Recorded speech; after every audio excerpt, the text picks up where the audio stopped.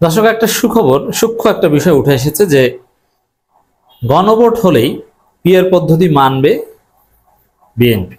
দেখেন, বাংলাদেশে পিআর আসবে, এটা একটা অনিবার্য বাস্তবতা। পৃথিবীর সভ্য দেশগুলোতে ধীরে ধীরে পিআর পদ্ধতি আসছে। এক সময় ডিরেক্ট ডেমোক্রেসি চর্চা হতো এথেন্স, স্পার্টায়, গ্রিসের নগর রাষ্ট্রগুলোতে। পরবর্তীতে সারা পৃথিবী ধীরে ধীরে জনসংখ্যা বাড়ার সাথে সাথে ইনডিরেক্ট ডেমোক্রেসি গ্রহণ করেছে। তার মধ্যে আবার মার্কিন যুক্তরাষ্ট্রের ডেমোক্রেসি একটা টাইপ, আবার যুক্তরাজ্যের ওয়েস্টমিনস্টার ডেমোক্রেসি একটা টাইপ। তো ওয়েস্টমিনস্টার ডেমোক্রেসি মোটামুটি ভালো পপুলারিটি লাভ করেছে। কখনো কখনো রাষ্ট্রপতি শাসিত সরকার, কখনো কখনো প্রধানমন্ত্রী শাসিত সরকার, এরকম পরিবর্তন হয়। এক এক সময় এক একটা ট্রেন্ড থাকে, এক এক শতাব্দীতে এক একটা ডমিনেশন করে। এরকম নতুন শতাব্দীর ট্রেন্ড হচ্ছে পিআর সিস্টেম।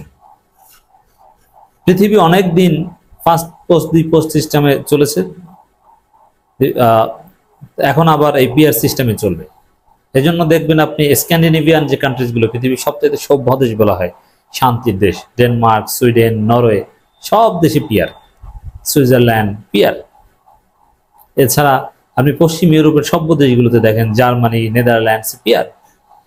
এবং পৃথিবীর ইতিহাসে সফল রাষ্ট্রের এক্সাম্পল, পৃথিবীর সবচেয়ে বেশি বিজ্ঞানী যে দেশে, মানবাধিকার লঙ্ঘনে অবশ্যই তারা ফার্স্ট, অসভ্য, বর্বর, কিন্তু কিছু কিছু মানে এই যে আকাম করতে পারে তারপর টিকে আছে, এটা তো তাদের একটা কোয়ালিটি, নেগেটিভ। ইসরায়েল, সেখানেও পিআর, তুরস্ক পিআর, সব জায়গায় তো পিআর। তো পিআর এটা একটা ওয়ার্ল্ড ট্রেন্ড। যেমন এক সময় সারা পৃথিবীতে দুইটা মতাদর্শ ছিল, গণতন্ত্র এবং সমাজতন্ত্র। পৃথিবীর অনেক দেশ দলে দলে সমাজতন্ত্র গ্রহণ করতো, সোভিয়েত ইউনিয়নের আন্ডারে আসতো। আবার অনেকে না, আমরা ধনতন্ত্র, পুঁজিবাদকে গ্রহণ করব, আমরা মুনাফা চাই, ফ্রি মার্কেট ইকোনমি চাই। এক এক সময় এক একটা থিওরি পৃথিবী ডমিনেট করেছে। এরকম আবারও বলছি যে পিআর সিস্টেম আস্তে আস্তে এমনভাবে জনপ্রিয়তা পাচ্ছে, not only in Bangladesh, through out the world. এই পিআর সিস্টেম সারা পৃথিবীতে আসবে, পৃথিবী গ্রহণ করবে। আগামী 100 বছর পিআর সিস্টেম ডমিনেট করবে। এই জায়গায় বাংলাদেশেও যে পিআর আসবে, এটা বাস্তবতা। আর বাংলাদেশে পিআর আসার প্রসব বেদনা শুরু হয়ে গেছে। এই জায়গায় বিএনপি জানে যে ওই পিআর আমরা এবার যতই ঠেকাই, এবার কারচুপি করে ক্ষমতা আছে, কিন্তু at the end of the day PR ঠেকানো যাবে না। কারণ পিআর হচ্ছে বিশুদ্ধতম পদ্ধতি গণতন্ত্রের। জনগণ ভোট দিবে, যে জনগণ 70% জনগণ যাকে চায় না সে ক্ষমতা আসবে, এটা কোনো সিস্টেম হলো? বরং অধিকাংশ জনগণ বা জনগণের ভোটের ফলে নির্বাচিত প্রতিনিধিরা সংসদে যে দেশ চালাবে, এটা সবচেয়ে পিওরেস্ট ফর্ম অফ ডেমোক্রেসি। তো এটা আসবে, এটা ঠেকানোর কোনো উপায় নেই, এটার বিরুদ্ধে কোনো যুক্তি বিএনপি নেই, দিতে পারে না। কিন্তু এবারে যদি এটা হয়, তাহলে তো বিএনপির যে স্বপ্ন কারচুপি করে ক্ষমতায় আসার, এটা আর থাকে না। কিন্তু ভবিষ্যতে মানতে হবে। এই জন্য বিএনপি এখন বলছে যে না, এটা যদি পরে আমরা ক্ষমতায় আসার পর যদি গণভোট হয়, সেই গণভোটে যদি জনগণ চায়, সেখানে আমরা মেনে নিব, এই কথা অলরেডি বলেছে। দেখেন কি সুন্দর হিসাব।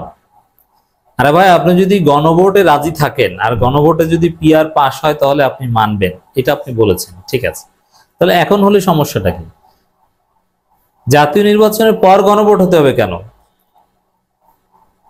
গণভোটটা এখন হলে সমস্যাটা কি? ওই যে বিএনপি বলছে যে পার্লামেন্ট সংস্কার করবে, যে নির্বাচিত পার্লামেন্ট সংস্কার করবে, যে সুপারিশগুলো গ্রহণ করা হয়েছে, যেগুলো বিষয়ে ঐক্যমত হয়েছে, ঐক্যমত যেগুলো পার্লামেন্টের মাধ্যমে বাস্তবায়ন করা হবে। আর আপনি যদি ওগুলো বাস্তবায়ন করবেন, তাহলে এখন করেন, আপনি পরবর্তীতে আশায় রেখে দিয়েছেন। এর অর্থ হচ্ছে এটা একটা মূল, আপনি পার্লামেন্টে কথা বলে এগুলো আপনি ধামাচাপা দিতে যাচ্ছেন। এখন বিএনপি বলছে যে গণভোটে পিআর হলে আমরা এটা মানবো, তবে সেই গণভোটটা হতে হবে এই নির্বাচনের পর। বোঝা গেল যে আপনি এখন এটা বলে একটু মূলে জুড়াতে চাচ্ছেন, অথবা আপনারা ক্ষমতায় এসে তারপরে গণভোট করবেন, সেই গণভোটে কারচুপি করবেন। সে গণভোটে কারচুপি করে আপনারা পিআর কে বাদ দিতে চাইবেন না, এটা হবে না। যেহেতু আপনারা গণভোটের বিশ্বাস করেছেন, গণভোট জাতীয় নির্বাচনে আগে হতে হবে, কারণ পিআর বিষয়ে কোনো সমাধান না হলে ভোটই হবে না। দর্শক, বিএনপির এক নেতা তিনি বলছেন, নাম সরোয়ার আলমগীর, কেন্দ্রীয় নেতা, গুরুত্বপূর্ণ নেতা।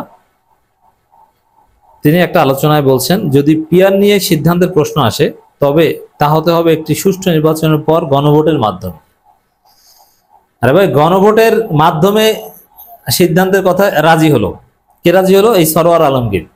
তাহলে আপনি এটা এই নির্বাচনের পর হতে হবে কেন? আপনি এখন মানবেন না কেন? যাই হোক, অ্যাটলিস্ট এই কথাটা যে বলেছে যে পিআর নিয়ে যদি সিদ্ধান্ত হতে হয় তাহলে সেটা গণভোটের মাধ্যমে হতে হবে, বোঝা গেছে যে এই পিআর এটা অনিবার্য, পিআর আসবে, এটা ঠেকাতে পারবে না। বিএনপি ক্ষমতা আসলেও এই পিআর এক পর্যায়ে মানতেই হবে। এখন একবার যদি কারচুপি করে ক্ষমতা আসতে পারে নিজেদের মতো, তারপর যদি পিআর বা এগুলো যদি আবার ধামাচাপা দিতে পারে, এই ধান্দায় আছে। এখানে এই সরোয়ার আলমগীর সাহেব আরো কিছু মজার মজার কথা বলেছেন, আমরা একটু জবাব দিব। জামাত এখন মধু খাচ্ছে, আর সে মধু থেকে বের হতে চাইছে না। নির্বাচন হয়ে গেলে তাদের হাতে আর এই মধু থাকবে না। এটার অর্থ কি? যে জামাত এখন সুসময় আছে। মধু খাচ্ছে মানে কি? সুসময় আছে। তো নির্বাচন হয়ে গেলে এই মধু থাকবে না। তাহলে কি, নির্বাচন হয়ে গেলে আপনারা জামাতকে দমন করবেন, আপনারা জামাতের উপর নির্যাতন করবেন? এই কথা থেকে সে ইঙ্গিত পাওয়া যায়। আপনারা এই কথা বলেন যে জামাত এখনো সুসময়, আর নির্বাচন হয়ে গেলে সুসময় থাকবে, সবাই ভালো থাকবে, সবার সুসময় থাকবে, কোনো দুঃসময় বাংলাদেশে আর আসবে না, কোনো দলের জন্য কোনো দমন পীড়ন আর হবে না। এ কথা বলতে পারলেন না। জামাত এখন ভালো আছে, নির্বাচন হয়ে গেলে ভালো থাকতে পারবে না, মাইর খাবে, এটা বোঝাতে যাচ্ছে। এটা এক কথা। দ্বিতীয় কথা হচ্ছে, জামাত এখন মধু খাচ্ছে, এ দ্বারা একটা কথা বোঝাতে পারে যে এখন রাষ্ট্রশক্তির বিভিন্ন রন্ধ্রে রন্ধ্রে জামাত আছে, নির্বাচন হয়ে গেলে এটা থাকবে না। এটাও একটা ফেসিবাদী কথা। প্রথম কথা হচ্ছে যে না, জামাতকে কোথাও ঢুকতে দেওয়া হয়নি। এই মাহফুজ আসিফরা সব জায়গায় ঠেকিয়ে দিয়েছে, জামাত সাবেক শিবিরদেরকে ঢুকতে দেয়নি। জামাতের 2-4 জন যেখানে আছেন, এটা স্বাভাবিকভাবে ওটা আওয়ামী লীগ থাকলেও হয়তো থাকতেন, যোগ্যতার বলে সিনিয়রিটির ভিত্তিতে 2-4 জনকে বাদ দেওয়া যায় না, তারা এসেছেন বিভিন্ন জায়গায়। যে একটা বিশ্ববিদ্যালয় ভিসি, যেমন ইসলামী আরবি বিশ্ববিদ্যালয় ভিসি একটু হুজুর টাইপের কেউ হবেন, এটা তো স্বাভাবিক, ইসলামিক স্টাডিজের প্রফেসর হবেন। ওখানে হয়তোবা আব্দুর রশিদ সাহেব ভিসি ছিলেন, আব্দুর রশিদ নিজেই হয়তোবা জামাতপন্থী কাউকে বানিয়ে দিয়ে যেতেন, এরকম হয়। তো জামাত আলাদাভাবে কিছুই পায়নি, কিন্তু যদি কিছু পেয়ে থাকে সেটা যোগ্যতার ভিত্তিতে, সেটাও আপনারা রাখবেন না, এই হুমকি দিচ্ছেন। তাহলে আপনাদের কথাই ক্লিয়ার যে আপনারা ক্ষমতা আসলে জামাতের উপর নির্যাতন করবেন, জামাতপন্থী লোকজনকে প্রশাসনের বিভিন্ন জায়গা থেকে আপনারা স্যাক করবেন। আপনারা যে ফেসিস্ট প্রমাণ করে দিচ্ছেন কথায়।